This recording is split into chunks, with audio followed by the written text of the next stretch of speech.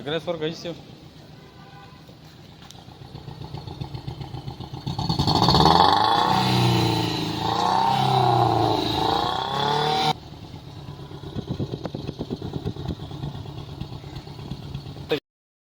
السلام علیکم دوستو، خوش آمدید کہتا ہوں اپنے یوٹیوب چینل فضل امین آٹو میں۔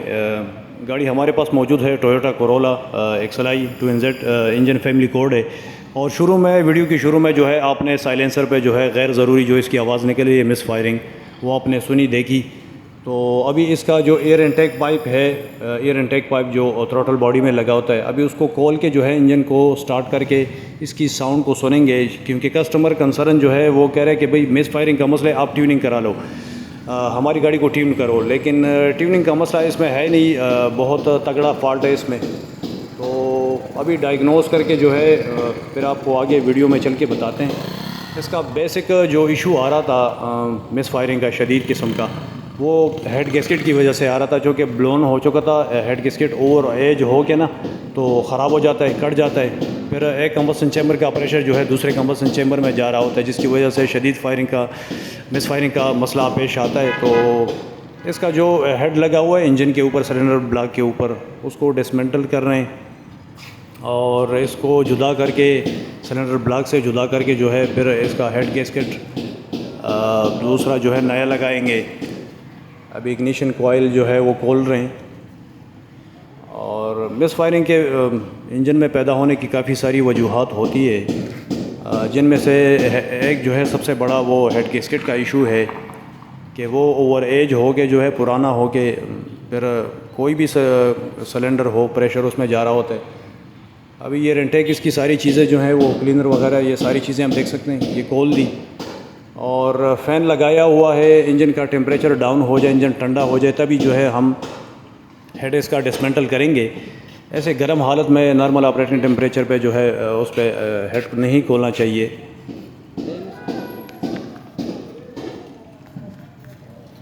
پنکھا لگا کے اور ہیڈ کو ٹھنڈا کر کے جو ہے ابھی اس کے جو کیم لگے ہوئے ہیں وہ کیم کھول رہے ہیں، پھر ہیڈ کو علیحدہ کریں گے انجن سے۔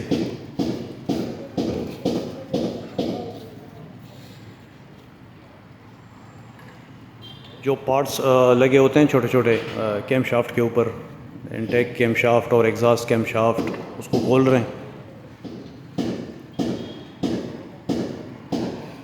کوئی بھی گاڑی ہو، ہیڈ گیسکٹ اوور ہیٹ ہو جائے یا لیک کر جائے تو سب سے پہلے جو اس کو ٹھنڈا کرنا ضروری ہے، تبھی آپ نے ہیڈ کھولنا ہے اور ہیڈ گیسکٹ جو ہے چینج کرنا ہے۔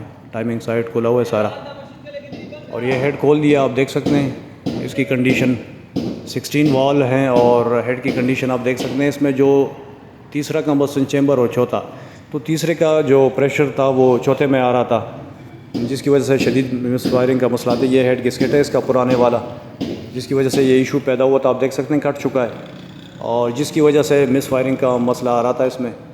یہ آپ دیکھ سکتے ہیں ہینڈ گیسکٹ۔ ہر کسٹمر جو ہے کسی اور میکینک کے پاس بھی گئے ہوتے ہیں، انہوں نے بولا کہ بھئی اس میں ٹیپٹ کا ایشو ہے، آپ ٹیپٹ کرا لو، لیکن ٹیپٹ کا ایشو ہے نہیں۔ ہیڈ گیسکٹ سے سارا مسئلہ آ رہا تھا، بلون ہو چکا تھا اور ہے جو کہ پرانا ہو کے۔ یہ سلنڈر بلاک ہے، پسٹن آپ دیکھ سکتے ہیں۔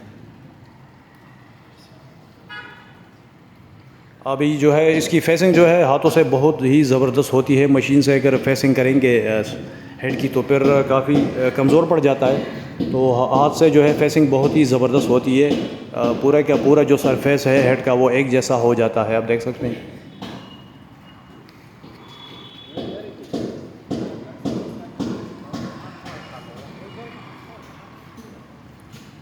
یہ جو پڑا ہوا ہے اسی کے ذریعے جو ہے اس کو فیسنگ کراتے ہیں ایمری پاؤڈر لگا کے۔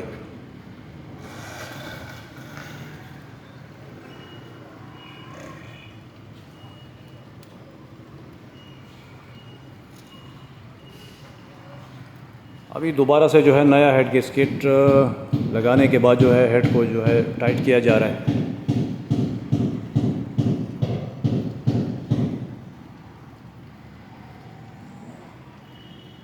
پنکھا نہ چلے تب بھی ہیڈ گیسکٹ کا ایشو آتا ہے، ریڈیٹر میں پانی وغیرہ نہ ہو، ٹیمپریچر سوئچ غلط بتا رہا ہو۔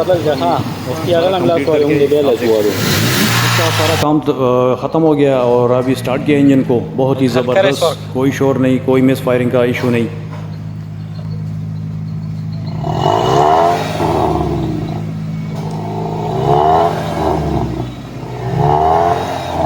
بس